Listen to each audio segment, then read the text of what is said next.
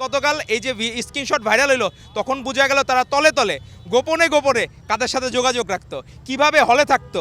আপনি সরি বললেন না, উৎসব করলেন, রোজা রাখলেন না, ঈদ করলেন, তাইলে কেমন হবে? তার নাম দিয়েছিল বঙ্গবন্ধু, কিন্তু তার বঙ্গবন্ধু না বলে তাকে পাক বন্ধু বলা উচিত ছিল, কারণ উনি সবসময় পাকিস্তানের বন্ধু ছিলেন। আমরা যে বলতাম না ছাত্রলীগের ছায়া তলে লুঙ্গির তলে, এখন তো জিনিসগুলো বের হচ্ছে। শহীদ রাষ্ট্রপতি জিয়াউর রহমান বীরুত্তম একজন মেজর হয়েও রাষ্ট্রের অভিভাবকের ভূমিকায় যে যাওয়া যায়, সময় তাকে নেতৃত্বের জায়গায় নিয়ে যায়, এই জিনিসটা তখন হয়ে গিয়েছিল। কিন্তু শেখ মুজিব কিন্তু আপোষ করে ফেলেছেন অলরেডি, কারণ উনি কোনো দিন বাংলাদেশের প্রধানমন্ত্রী হইতে চান নাই, উনি চেয়েছিলেন পাকিস্তানের প্রধানমন্ত্রী হইতে। এই জন্য অনেকে বলে না যে তোফায়েল আহমেদরা তোষামতি করে, তার নাম দিয়েছিল বঙ্গবন্ধু, কিন্তু তার বঙ্গবন্ধু না বলে তাকে পাক বন্ধু বলা উচিত ছিল, কারণ উনি সবসময় পাকিস্তানের বন্ধু ছিলেন, কখনোই বাংলাদেশের বন্ধু ছিলেন না। আবার আমাদের এই দেখলাম যে ইসলামিক চেতনার ভাইরা যারা এখন রাজনীতি করেন, তারা দেখলাম গতকাল স্বাধীনতা দিবস বলে প্রোগ্রাম আয়োজন করেছে, অবশ্যই আমরা অ্যাপ্রিসিয়েট করি, কিন্তু গণহত্যা নিয়ে তো কথা বলতে হবে। আমাদের জানতে হবে না, আপনি সরি বললেন না, উৎসব করলেন, রোজা রাখলেন না, ঈদ করলেন, তাইলে কেমন হবে? আপনার তো ধরতে হবে যে আপনি রোজাও করেন, ঈদও করেন, তাহলে জিনিসটা একটা কনসিকুয়েন্স থাকলো, কন্টিনিউশন থাকলো। আপনি গণহত্যার বিষয়ে কিছু বললেন না, রাজাকারের ভূমিকায় কারা ছিল, আল বদরের ভূমিকায় কারা ছিল, আল শামসের ভূমিকায় কারা ছিল, এগুলো আপনাকে তো ক্লিয়ার করতে হবে।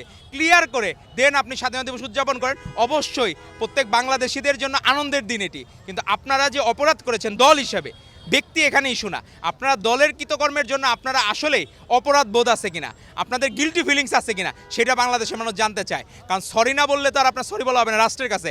আপনাদেরকে ইউএসএতে প্রশ্ন করা হয়েছিল যে আপনাদের এখানে কোনো অনুশোচনা আছে কিনা, পরে বলছে হ্যাঁ আমাদের তো আছে, কিন্তু সরি রাষ্ট্রীয়ভাবে বলবে না।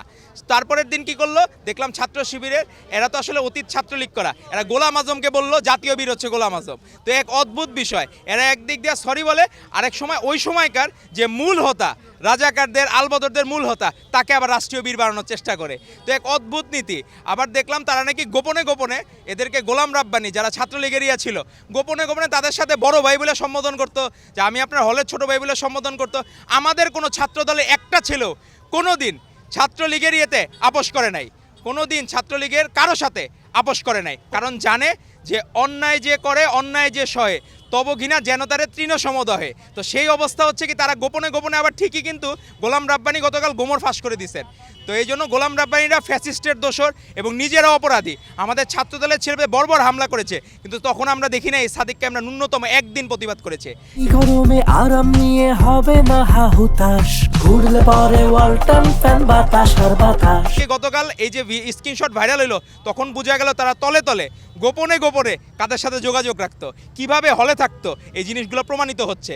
যে আমরা যে বলতাম না ছাত্রলীগের ছায়া তলে লুঙ্গির তলে, এখন তো জিনিসগুলো বের হচ্ছে, যে গোপন জিনিসগুলো বের হয়ে যাচ্ছে। তো আমরা হইলো কি তাদের জন্য দোয়া করব যে আপনারা পারস্পরিক শ্রদ্ধাবোধের জায়গা ঠিক রাখবেন।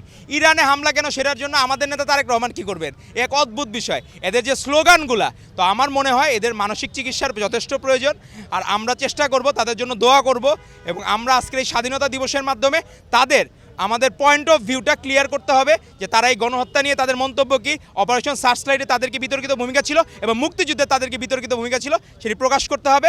এবং আজকের স্বাধীনতা দিবসে শপথ হোক যে আমরা এই বাংলাদেশকে, যে সাম্য মানবিক বাংলাদেশ বিনির্মাণ করতে চাই, সেই বাংলাদেশটা যাতে আমরা সুন্দর মতো গঠন করতে পারি।